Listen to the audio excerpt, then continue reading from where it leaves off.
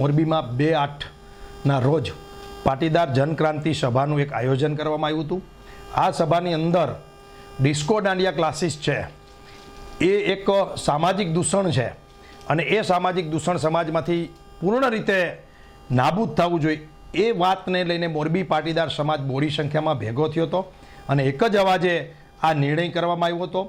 સાથે સાથે આ જ વાત આખા ગુજરાતની અંદર અને દરેક જગ્યા ઉપર આ વિષય ખૂબ ચર્ચામાં લેવામાં આવ્યો હતો। મીડિયામાં અમને ખૂબ સહયોગ મળ્યો હતો આ બાબતનો।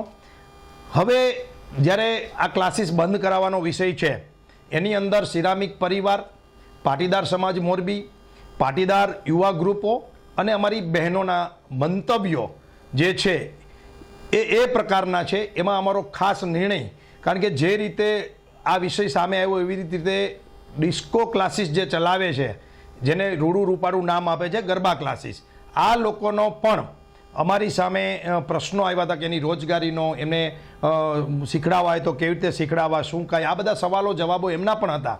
તો આજે એમની મિટિંગ થઈ ગઈ છે અમારી 3 સાડા 3 અને ત્યાર પછી અમે મીડિયાને બ્રીફિંગ કરીએ છીએ। અમારી વાત એ છે કે જે રીતે આ દૂષણ છે એને તમામના સહયોગથી તંત્ર, આ ચલાવનારા ક્લાસીસવાળા અને શીખડાવવાવાળા અને સમાજ બધા એક થાય તો જ આ દૂષણને નાબૂદ કરી શકાય। તો અમારી સ્પષ્ટપણે માંગણી છે, જે કાલે રાત્રે અમારી મિટિંગ થઈ હતી અને એના અનુસંધાને અમારો નિર્ણય છે, આ નિર્ણય વ્યક્તિગત મનોજ પનારાનો કે માત્ર અમારા 4 મિત્રોનો નહીં, સમગ્ર સિરામિક પરિવાર, પાટીદાર સમાજ, અમારી બહેનો દીકરીઓ સાથે પાટીદાર યુવાન ગ્રુપનો છે કે પાટીદાર વિસ્તારમાં કોઈ પણ જગ્યાએ ગરબા ક્લાસીસ ચલાવી લેવામાં આવતા નથી, એટલે કે ચલાવવાના નથી થતા।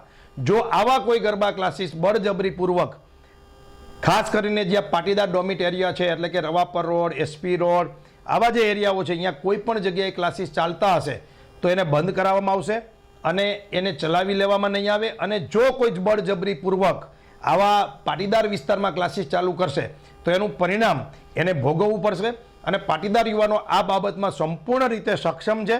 કાયદો પણ હાથમાં લેવો પડે તો લેશે।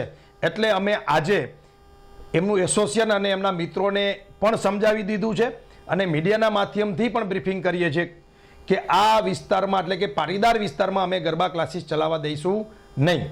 બીજો જે વાત છે એ એવી છે કે ગરબા ક્લાસીસ જે છે એ ગેરકાનૂની રીતે કોઈ ચલાવતું હશે તો પણ એને સંપૂર્ણપણે બંધ કરાવવાની તાકાત મોરબીમાં પાટીદાર સમાજ સહિત તમામ સમાજના લોકો, તમામ મોરબીવાસીઓ પણ આમાં સહયોગ આપશે અને ગેરકાનૂની પ્રવૃત્તિ કરતા ક્લાસીસોને પણ મોરબીમાંથી તિલાંજલિ આપવામાં આવશે અને બંધ કરાવી દેવામાં આવશે।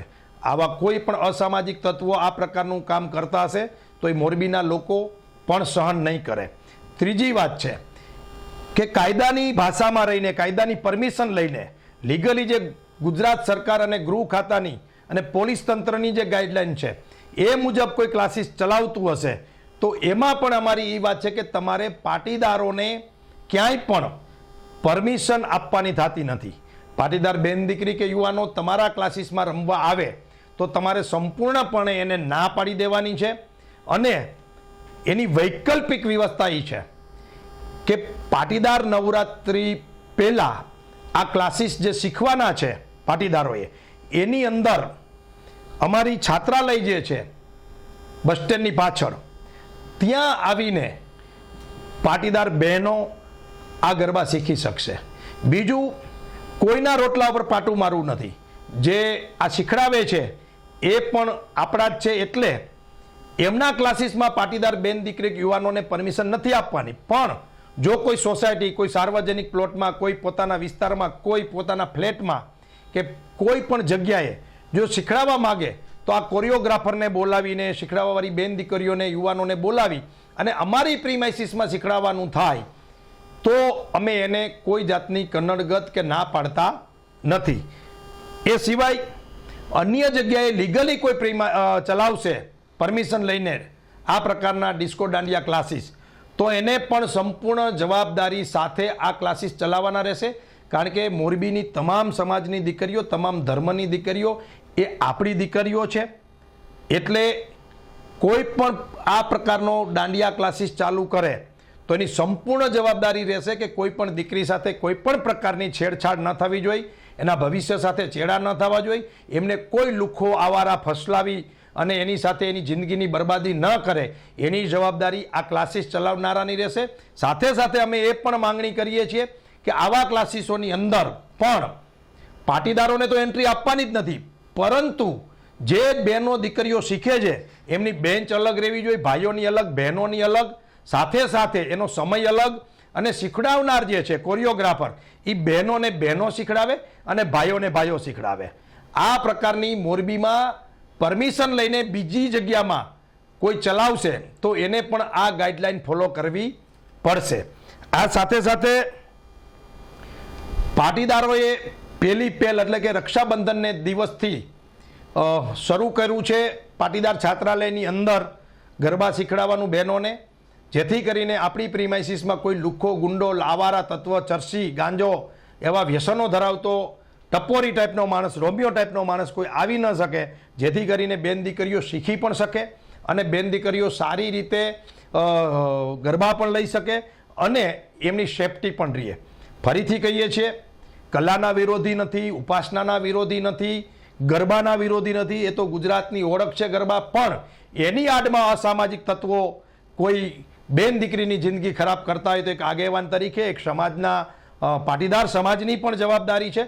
અને આ વાત જે રીતે મીડિયાના માધ્યમથી આખા ગુજરાતમાં ગઈ અને સુરતમાં, અમદાવાદમાં, બરોડામાં, રાજકોટમાં પણ આ બધા વિષયોનું સમર્થન મળ્યું અને ક્યાંક ને ક્યાંક સમાજ આ વિષયે ચિંતન મનન કરતો થયો, વાલીઓ પણ જાગૃત થયા, શીખવાવાળા ખેલૈયાઓ પણ વિચારવા માંડ્યા છે કે સાચી વાત છે, ક્યાંય કોઈ સાથે ખોટું ન થવું જોઈએ. તો અમને તમારો ખૂબ સહયોગ મળ્યો. આજની અમારી 3:30 વાગે મોરબી ગરબા એસોસિએશન છે એમના તમામ મિત્રો સાથે મિટિંગ થઈ હતી, એમને આ બધી જ વાતોની જાણ કરી છે. મોટાભાગના મિત્રોએ હા પાડી છે. આમ છતાં પણ કોઈ પણ માણસ અમારી વાત માયનામાં નહીં આવે અથવા તો નહીં માને અને પોતાની તાકાતથી કે બળજબરીપૂર્વક કોઈ પણ પ્રકારનું આ વાતથી વિરોધમાં કૃત્ય કરશે તો પાટીદાર યુવાનો, પાટીદાર સમાજ, સિરામિક પરિવાર અને તમામ લોકો મોરબીના વિચાર કરશે એની સાથે શું થાય, અને જે કાંઈ થાય એ એમની જવાબદારી રહેશે. અને જરૂર પડે તો કોઈ બેન દીકરી સાથે ખોટું થતું હશે એ પછી કોઈ પણ સમાજની હોય, એ મોરબીની દીકરી એ આપણી બધાની દીકરી છે, એમ કોઈ પણ દીકરી સાથે ખોટો વ્યવહાર થશે તો કાયદો પણ અમે હાથમાં લેતા અચકાશું નહીં.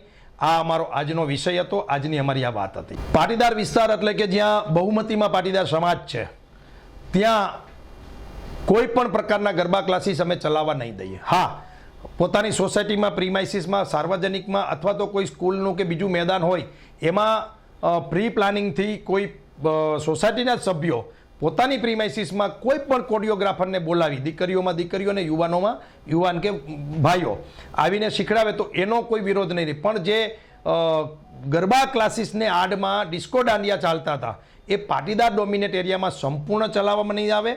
બીજું, જ્યાં પણ ચલાવે મોરબીની અંદર, અમે તો ઈચ્છીએ છીએ કે મોરબીની સમગ્ર પ્રજા અમને આ વિષયમાં સાથ આપે, કારણ કે આ એક પ્રકારનું ન્યુસન્સ છે, આ એક પ્રકારનું સામાજિક દૂષણ છે. આમ છતાં પણ ક્યાં એ કાયદાની પરિભાષામાં ચલાવે રહીને તો સંપૂર્ણ કાયદાની પરિભાષામાં ચલાવે ને મંજૂરી લઈને ચલાવે, અને એવી જગ્યાએ પાટીદારોની બેન દીકરીઓને કે યુવાનોને એન્ટ્રી ન આપે.